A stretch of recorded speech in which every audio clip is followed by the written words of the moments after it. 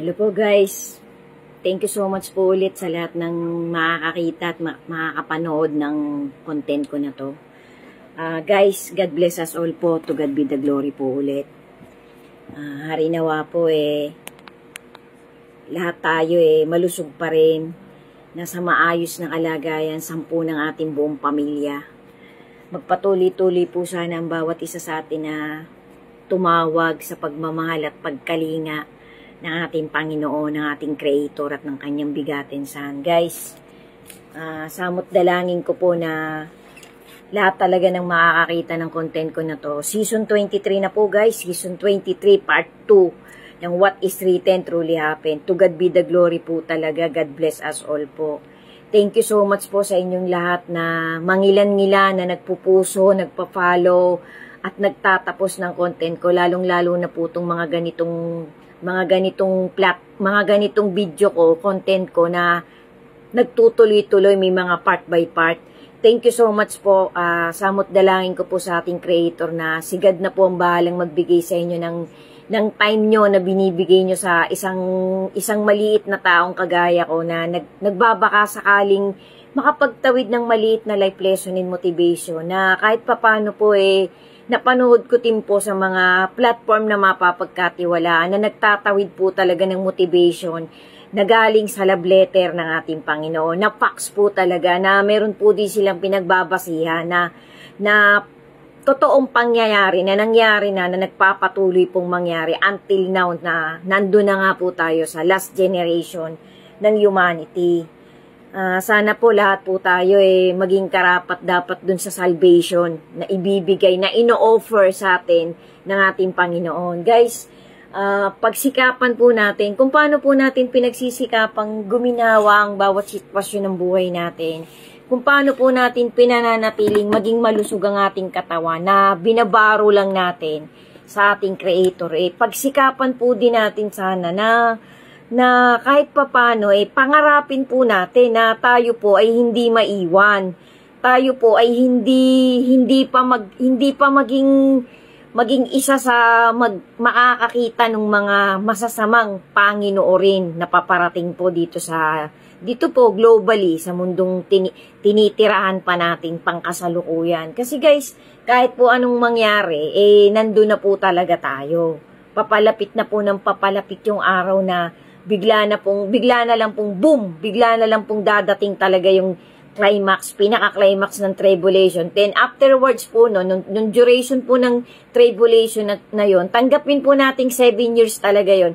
Mabilis lang po yun, pabibilisin po yun ng ating Panginoon para po meron pa siyang maabutan, meron pa siyang makuha. Kasi after po nun, aagawin po, iuunahin po niyang kuhanin yung mga natutulog na, tapos tayo pong maaabutan. Kung sakasakaling buhay pa tayo, itong batch natin na to, isasama po tayo para pong ang mangyayari, ang pagkaintindi ko po sa mga pangyayari ng sequel ng pagkakasunod-sunod ng mga step by step ng pagliligtas na gagawin ng ating Creator, itatago po muna tayo. Tapos po, isasama niya po tayo sa paghahari ng 1,000 years.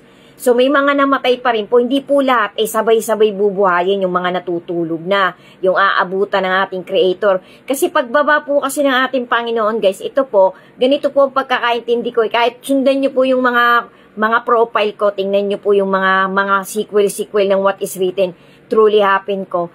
Pagkatapos po kasing agawin ng ating Creator, hindi pa po naman agad talaga siya bababa May mangyayari pa pong kakaiba dito. Kasi patatapusin po muna yung pinaka-climax ng tribulation. Then after that po, bababa na pong kasama ng mga iniligtas, nung iniangat ng ating Creator, ng bigatin san, yung mga pinili, yung mga chosen. Yun po ang kasama sa paghahari ng 1,000 years. Yun po ang pangarapin natin, guys. Kung pinapangarap po natin maging milyonaryo pa tayo, maging maganda pa yung takbo ng negosyo natin, ay mas pangarapin po natin 1,000% na tayo'y mapasama dun sa chosen.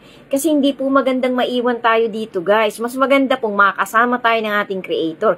Kung makakasama po tayo dun sa 1,000 years, o kung halimbawa po, tulog na tayo, napikit na tayo, tapos hindi tayo mapapasama dun sa unang pagkabuhay. Kasi hindi po lahat sabay-sabay, lahat mabubuhay yung mga natutulog Yung pangalawa pong pagkabuhay, yun na po yung pagbubukas ng ng 2 libro. Yun na po yung verdict, yun na po yung hatol na mangyayari.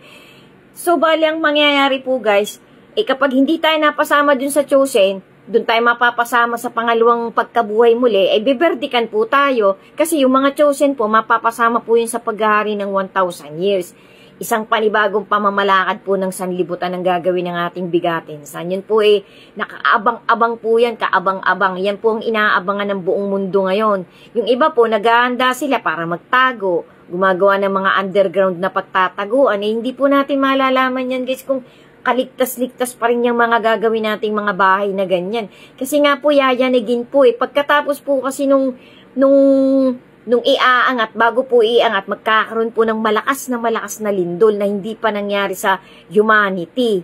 First time pong mangyayari yung pagkalakas na lindol. Paano po natin maa-assure na yung mga gagawin nating mga establishmento, mga magagandang bahay natin, matitibay pa, iyayanagin po ng pagkalakas-lakas, hindi wala pong makakapagsabi kung gaano kalakas yun. Kaya pag-ingatan po natin, guys, pangalagaan po natin itong whole body natin na to, lalong-lalo na po yung spirit na nasa loob nito. Kasi yun po yung bibigyan ng reward at yun din po yung bibigyan ng verdict ng ating creator. So, kumbaga sa mas pangarapin po nating mapasama tayo dun sa Book of Life. Dun nakalista yung pangalan natin. Kasama din tayo dun sa magiging chosen. Kasi guys, sabi nga po sa Holy Scripture, sa love letter ng ating creator, nakakatakot mahulog sa kamay ng dakilang Panginoon, nakakakilabot. Kasi po, wala po talagang ibang magbibigay ng hatol sa ating lahat, kundi ang ating Panginoon. So guys, ito nga pong season 23 ko na to, halo-halo na po to, sama-sama na po to. Life lesson, motivation, tsaka yung iba po dito, mga packs din po na galing sa love letter ng ating Panginoon. So, baybayin nyo po sana. Maraming salamat po sa lahat po ng magtatapos ng content ko na to talaga. Sana po makapaghatid talaga ako sa inyo ng maliit na motivation na magbubus pa po sa bawat isa sa atin para mas tumibay, mas magkumapit pa rin tayo sa Word of God. Kasi guys, ito po dilat na katotohanan. Ang salita po ng ating Panginoon pagkain talaga ng ating kaluluwa. Food for the thoughts, food for the soul. Yan po ang natin, yan po ang panghawakan natin. Kasi ang salita po ng ating Creator ay maglilinis ng ating mga kasalanan. Kasi nobody is really perfect po. Kahit po nagpapaka-perfecto tayo, nagkakasala pa rin po tayo araw-araw. Kasi nandito pa po tayo sa temporary place na tinitirahan natin. Meron po talagang isang place na paglalagyan ng ating Panginoon dun sa mga magiging karapat-dapat. Para po sa akin guys, taos puso po akong nangangarap at humihiling sa ating Panginoon na samot dalangin ko, lahat nga po tayo na lahat ng nakakakita ng content ko, mapasama po tayo dun sa magkakamit ng pagliligtas ng ating Panginoon. Wag na po nating pangarapin yung makaranas pa tayo ng maraming suffering. Kasi, kumbaga kota na po tayo sa mga suffering na dinadanas natin sa humanity na nandun na nga po tayo sa last generation Sundan nyo pa po guys, bali part 2 po to ng season 23, What is Written Truly Happened. To God be the glory po. Thank you po for watching. God bless us all po. And always be steadfast in your faith to our Creator. Amen. Sundan nyo pa po. Thank you so much po for watching. God bless us all po. And ingat po tayo palagi. Be aware po. Love you all.